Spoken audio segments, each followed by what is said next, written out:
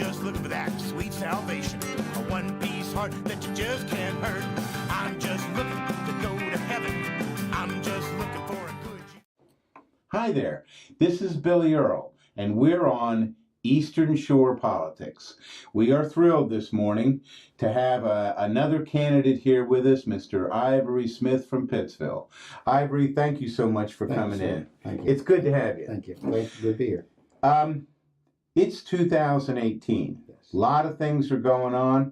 A lot of races are getting ready to be run. Mm-hmm.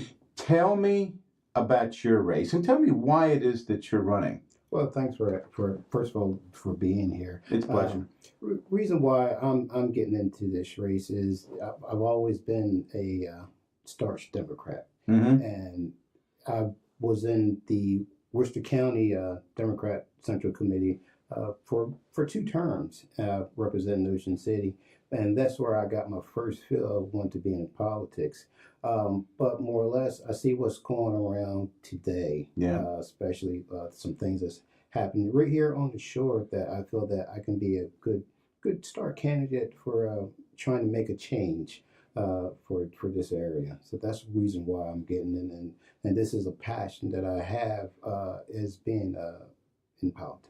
Okay, just a quick note. How can people contact you? What's the best way to do that? Well, you can go to, first of all, you always can go to Facebook, and it's Ivory Smith, Friends for Ivory Smith for Democrat Central Committee for Wacomico County. And you can always go to that, or you can reach me at ivos4@aol.com. That's my personal email address. But just follow me on Facebook, and or you can follow me at Worcester County NAACP stuff. I'm pretty active in that, and you can follow me on that too. Okay. Now you're going to get involved with the Wacomico County NAACP, I hope. Eventually I will, but right now I'm in Worcester County, and eventually I will too. Well, good. We need more members, so it's open and ready for you. I've talked to some people, and I'm leaning towards it. There is a feeling, I believe, among what I would call progressive Democrats, that the Central Committee needs some new blood, needs some people with a more engagement-oriented type of philosophy. Where do you see yourself in this? Well, I'm in between, because I'm old school, and I kind of think old school, but there is some new things that is coming up that I think I can be a good starts candidate for, especially in this area. And new eyes is always good of what's going on. You gotta have some new eyes, new ideas, and I think I'm the one for that. Okay. Or could be part of that process. Well, since your roots are so deep into Worcester, I'm going to put out a little ask, if I can, for you, to be of help to my good friend Dr. Kirkland Hall, who is running in 38A, which is a Somerset and Worcester County jurisdiction. We're very excited about that race. We not only have real support from our revolution, but we also have what I would consider to be almost unprecedented support from the Maryland Democratic Party. Right. The opportunity to flip that seat. Anyway, that's for another day. The Central Committee is facing a number of issues. And for instance, in this jurisdiction, and I know you've got some of the same issues in Worcester, CAFOs, these corporately oriented chicken farms. They have a history involving health. They have a history as what I would call an institutionalized racism. They have an issue of whether or not in the current climate that particular, the old style methodology of raising chickens, how consumers feel about that, how they feel about antibiotics, how they feel about chickens and their general treatment. Do you have feelings one way or the other about these CAFOs? Well, as I said before, I'm old school, and I've been in Worcester, Wacomico, Somerset all my life. So I know back in the day that poultry farm was a way of living. And now that I see that a lot of regulations has changed. Mm-hmm. A lot of things that I feel that has maybe had hurt the poultry business instead of helping the poultry business. I mean, I understand there are regulations for runoffs and stuff like that, but if the CAFOs, as you Mm-hmm. call them, if they know what's going on in this area, have an idea what's going on in this area, I think it will be beneficial for them to understand what's going on in this area than just what they're doing now. Okay. So, Well, tell me how you're feeling about the environment, and as a member of the Democratic Central Committee, what kind of things you're concerned about? well, we're always concerned about the water, our streams, because that's part of our livelihood, agriculture. So I'm always concerned about that. But more or less, if how can I say, if we don't understand the goodness of agriculture and the goodness of the environment, we will never understand the goodness of the environment. So we got to educate ourselves about the environment. Mm-hmm. So if we don't educate ourselves and we don't educate the people and people that just come here, you just can't come here and do regulations. You got to know what's going on, what's good for this area, what's may not be good for us over the bridge, may be good for what's over here. Mm-hmm. This is our life, agriculture, fishing. That's part of the way of living now than it is over on the bridge. So they got to know what's good, what's over here, than what's over here. Right, right. Well, tell me how your campaign's going. Well, actually, we're just starting off slow. I'm going to gear up a little bit more with my campaign. Mm-hmm. I need to get more or less in Salisbury because I'm working my way from Pittsfield. Yeah, it's a transition. Gradually, because Wycomico County is a big area. But I'm putting my name out, with some of the friends that I do know, just spread my name a little bit more, and hopefully this opportunity here, sitting here talking to you, will get me more recognition for what's going on here. Absolutely, it will. Also, we're going to put a bug in the ear of Don Rush at Delmarva Public Radio. He does a show every Friday morning, Mm-hmm. and we'll put a bug in his ear to get you on there as a guest. A lot of people listen to that show because Don is just a superb journalist and does a terrific job. Very good. I'll be looking for the opportunity when it comes around. Oh, good. Another point, the Lower Shore Progressive Caucus is very active here, and they've got a lot of people involved with it who kind of fit, I think, what is the new demographic, and that's millennials.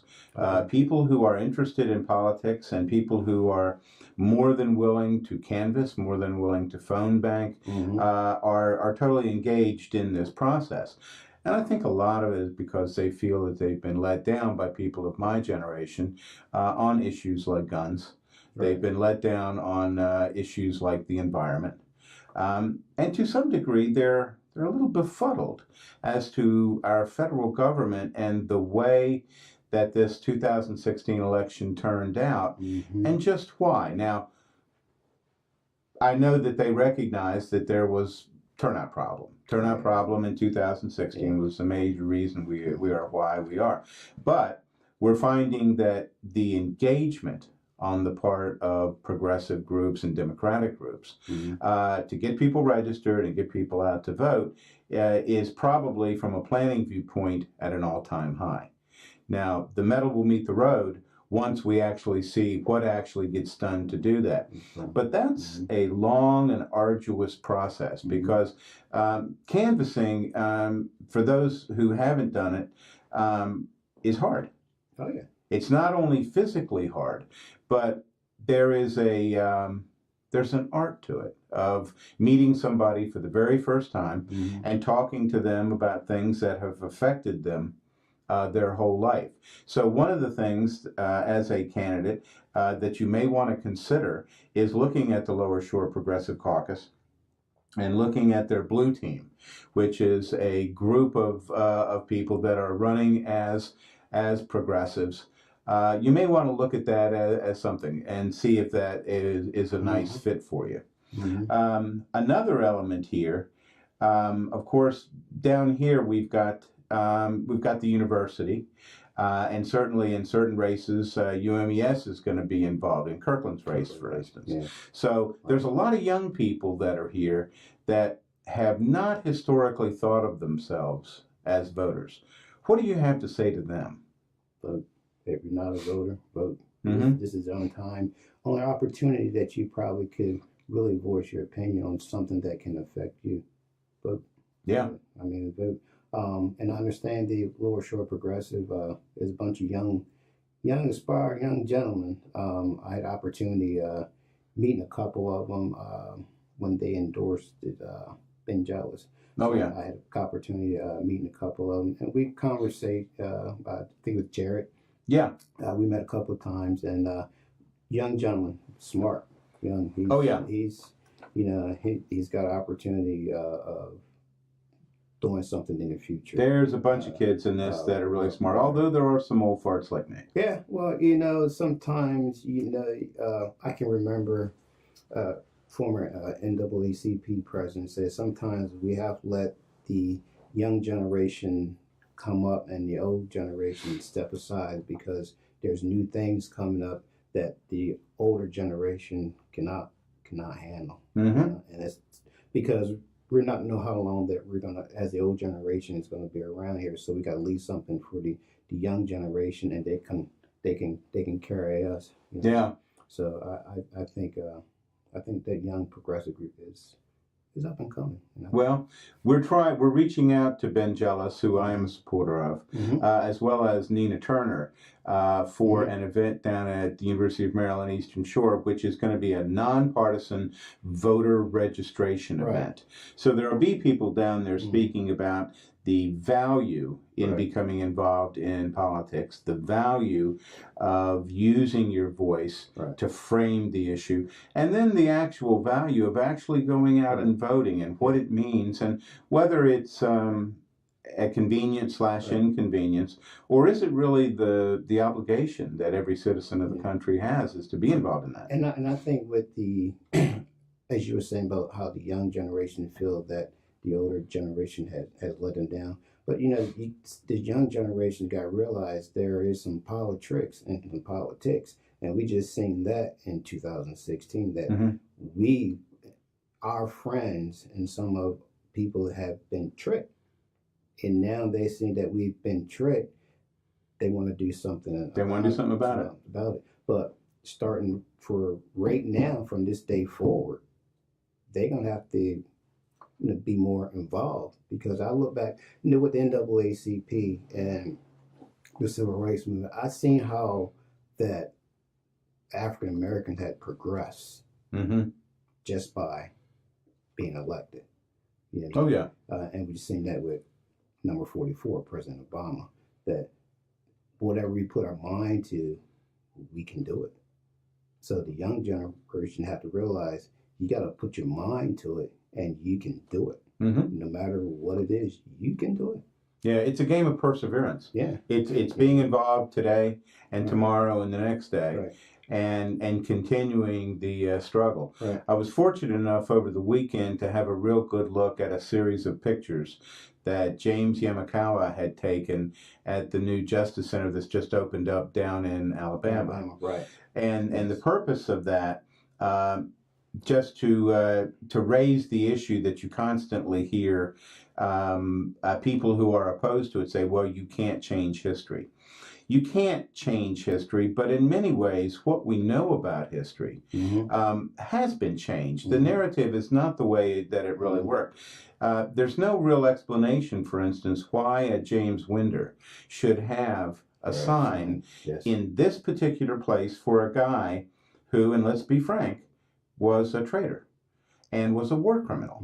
Now, if they can explain that part of it, I would be more than thrilled to hear that explanation, but I don't think it's true. And I think that a lot of reason that we're doing this is because we want our children to have a proper and an equal perspective on what happened in this country from its very inception, from the genocide that involved Indians to the importation of slaves. Yes. And yet people say, well, that was several hundred years ago. That didn't happen. Yeah, it did happen. Right. And in many places, legislation that recognizes, the amendment to the Constitution outlawing slavery only has been rectified in the last 2 decades. Well, I guess maybe I could say this is a new way of saying slavery now. I guess I would say it's human trafficking. That's it. It's exactly what it is. Same thing, but it's just. But there's once again the age generation of we're saying slavery, but now is human trafficking. Well, I know there's going to be a lot of controversy down in Alabama about this. Yeah. And I'm going to take James' film, his stills, and we're going to do a Ken Burns type of film for this, showing his experience when he was down there. There's going to be a lot of video and a lot of stills that are taken of this. It is a striking and it is a highly, highly emotive experience. Right. I can't help but imagine to be there and to be involved with viewing it, because it really displays, I think in an artistically graphic way, the reality of where our country was 100 or 200 years ago. Now, it has been made clear by the county council here that they're not going to take any action on the Winder sign. The legal formalities of it appear to be is that the Maryland Historical Trust and the county council are the two moving parties in this, and they have passed. Hopefully, what the Democratic Central Committee and Democratic Club and all the Democrats here will say, this is wrong. This is wrong on so many levels. And you, as leaders of this community, you're here to represent everyone, not just the people who support you and vote for you, and as the dollar is God in politics, contribute to your campaigns. And that's why I'm running for a central committee for issues. That's exactly the kind of thinking that we need, and we need people to say those words, and we need people to stand up and say, okay, here I am. Here's why this is wrong. There wasn't really enough public outcry when this was going on. But I will say this, and I really want to give kudos to Jake Day. Jake did a terrific job of taking the recommendation from the Human Rights Advisory Committee and running with them and saying, okay, here's where I am. This is wrong. It's wrong for a lot of different reasons. Accuracy and certainly perception are two of the biggest. But here's why this was just a hot mess. Yeah. Well, but we see what happened. There wasn't enough outcry, and I'm hoping that there will be in the future. Yeah. Turning tack a little bit, when you're running for a position like this, tell me what's going through your head in terms of talking to voters. Well, probably the first thing is just let them know who I am. And once we strike up a conversation, whatever it may be, I hope they can realize that he's true to his word. He's the candidate that I would like to follow or support for whatever he's running for. And maybe they can tell their friends and go, I'm more of a word of a mouth person. And if I can get my name out word of mouth, they'll go from there. They'll understand that I'm a person, I'm true to, I'm passionate, whatever I do. And my fiance can say that she knows that I'm passionate, whatever I do. Anytime, as former president of Worcester County NAACP, I took home my employer because I don't know if you remember, Donald Trump came down to Stephen Cater High School. Oh, I was there. I took footage. And I worked for Worcester County Board of Education. Yeah. And I took home my employer and tell him this is wrong. Absolutely inappropriate. What he stands for, and you're going to allow this. And Worcester County, Yeah. but more or less my alma mater school that I went to, kids that I have kids and grandkids in school, you can allow something like this, and to me, I take a stand. And if I go behind for my employer that feeds me, I go for anybody. Yeah. I have no problem. If you're strong, you're strong. If you're right, you're right. That's how I am. And I always tell my fiance is I always tell the truth because no need to try to tell a lie once. Right. So if you tell the truth one time, no need to try to lie twice. Good advice.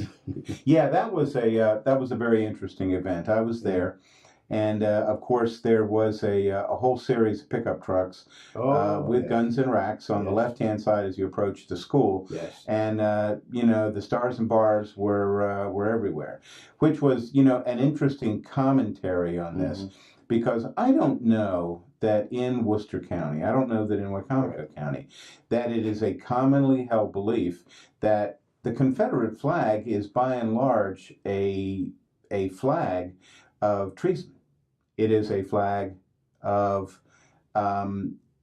people who have decided not only to leave the Union, but fought aggressively to kill those who were involved in this. If they looked at it from a Southern heritage viewpoint versus what's best for the Union? I don't think that they would have that opinion if they really thought about it. And of course, there's always this line about Northern aggression. Well, the North didn't fire the first shot. It was the South that did that. And there's historical inaccuracies that just interweave themselves in this entire argument about what is the Southern way of life, which we are to a very large degree. But I do remember back in the pre-Reagan days when there was a Republican operative by the name of Lee Atwater. And Lee Atwater was the architect of what he called the Southern Strategy. And what he was trying to do is realize that after the Voting Rights Act and the Civil Rights Act, that there would be a massive shift of, let's say, I'm going to use just the word conservative, but there's a whole lot of other adjectives that can go in there too, that they would move to the Republican Party all throughout the South, and it would no longer be the bastion of the Democratic Party. So what we view as Democrat and Republican, in many ways, is a bit misleading, because conservative and liberal are probably better terms to describe this. But one of his guiding philosophy in this was to make sure that code language was used.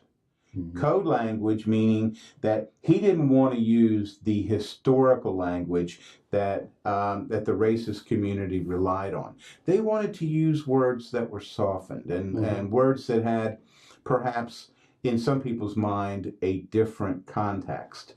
And you hear them used today, and it's almost as if they've been used so much that we've become desensitized to them.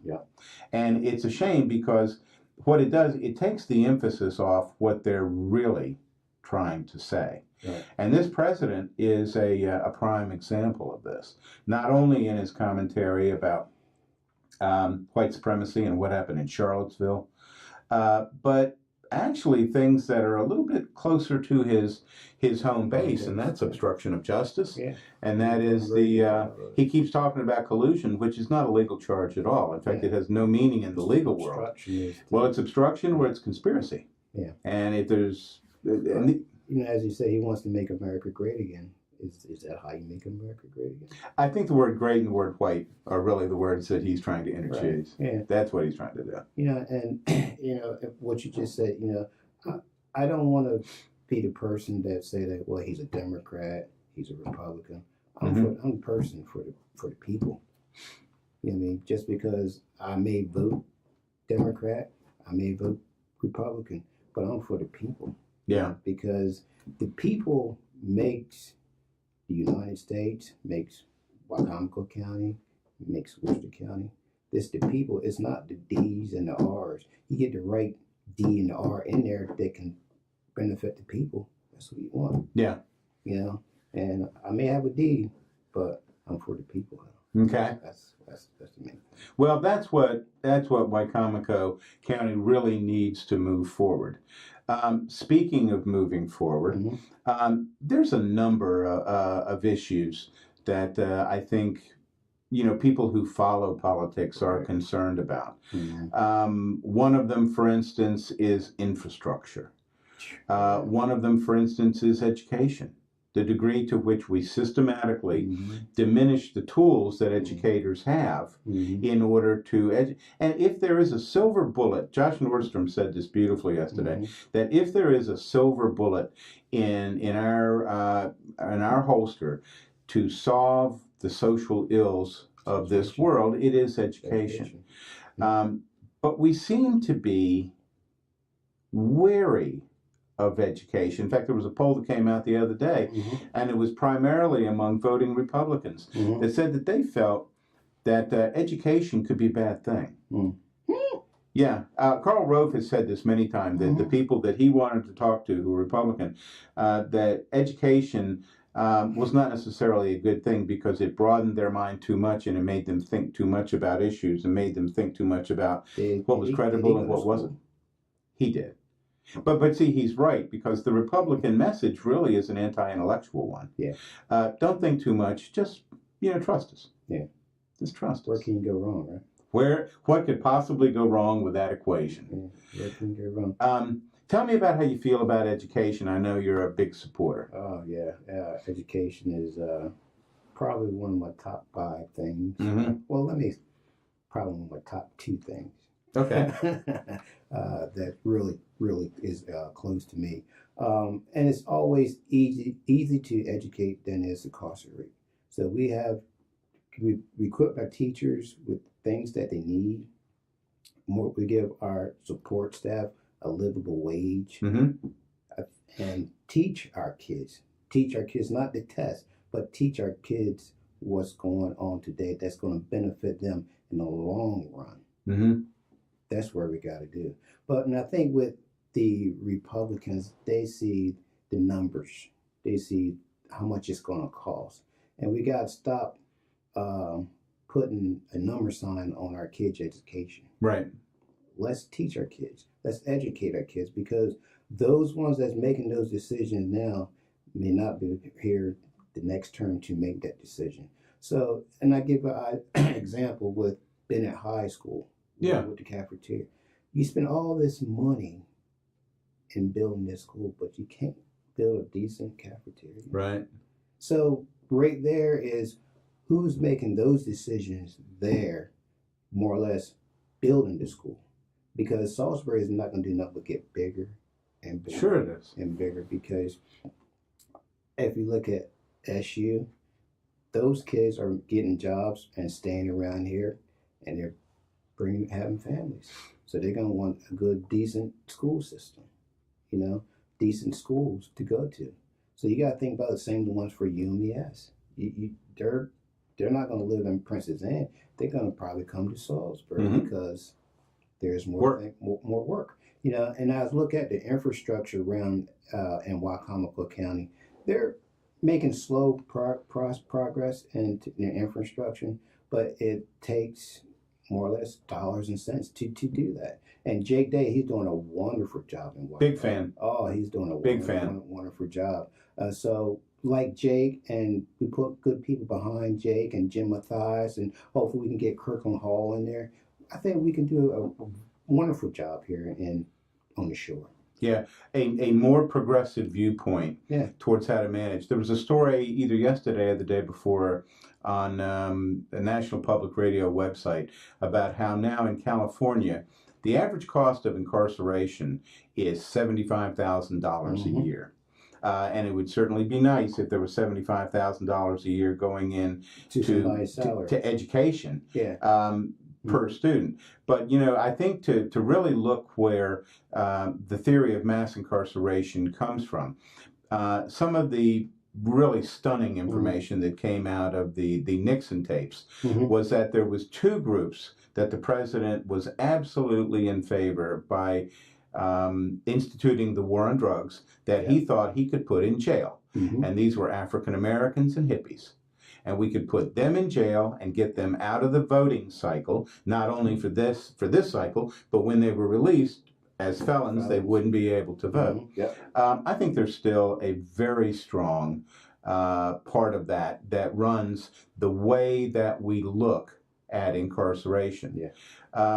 My family is kind of involved in this business, and I've been arguing with them now for 40 years about this. I remember 40 years ago I was at my parents' house, and there were two gentlemen there who were people who were involved with pay-for-play prisons in Texas, of which there's a lot now. Right. There's a lot of them. Oh, yeah. Well, they're run on the very same theory that a Motel 6 is run on. That's occupancy. And their argument is, well, that's right. Keep putting people in there because we need to support the jobs of prosecutors, of bailiffs, of, they even drew it out to what I considered an absurd example. The people who build hotels that are close to prisons so that people can come down and stay. Right. They might as well have just said, look, we're in this to make a buck. We don't really give a rat's what about anybody who's in there. But what we do want to do is we want the system, by and large, to prey on those that are least able to defend themselves in courts of law, either by an initial prejudice or by the simple economics of it. Yeah. So we've gotten to that point. If half of the energy that is allocated to arresting and incarcerating people was put into building a better mousetrap for education, we'd all be farther ahead. Everybody would be. Now, it might not mean as much money for those special interests. Right. And that many times what it is. That's when you got have a qualified teacher to teach that kid to not get in part of the system. So then again, we have to get the parents involved too, so that kid is not being part of that system. Yeah. So more or less, once again, it's called, we got to educate. So we educate the teacher to educate the student and educate the parent to be more involved. Do you ever find it confusing that in many jurisdictions around here, now Worcester wouldn't be one, but Wicomico is, that we have more registered Democrats than we have registered Republicans? Isn't that strange? Yeah. But then again, if I'm not too familiar with the makeup of Salisbury because it's a diverse, it is a diverse city. And I think if you look at, I think probably more African Americans may live in Wicomico County, and then you have the up and coming Hispanic and Laotian and the Haitian community are now coming. So, and they're seeing what the Republicans are doing, or the ones that's in charge now, and they're start become Democrats. And I think maybe back maybe 2008, more or less 2012, we got more Democrats registered. Because now they see what lies ahead. Yeah. Things that is probably detrimental to them, whatever they may believe in, is maybe starting to hit them now. Well, not only that, but I think they see the ramifications of not being engaged.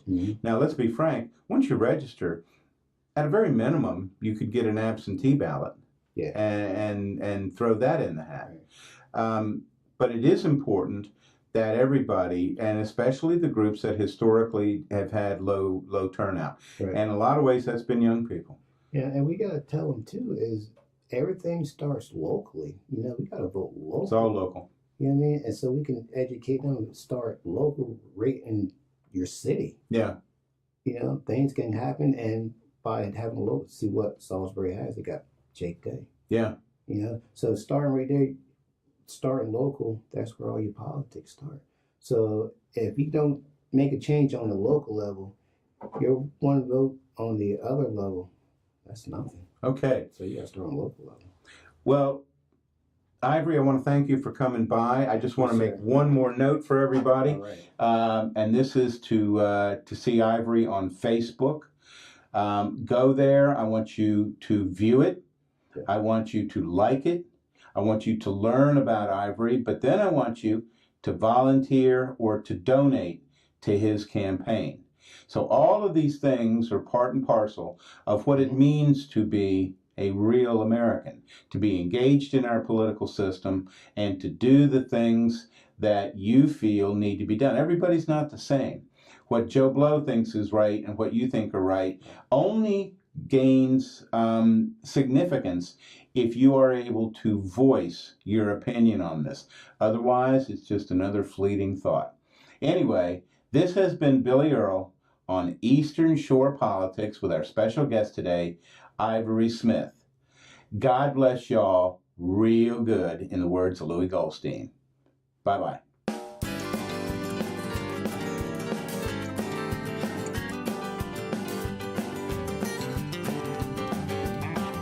Well, I'm just looking for a four-leaf clover. I'm just looking for a piece of dirt. I'm just looking for that sweet salvation, a one-piece heart that you just can't hurt.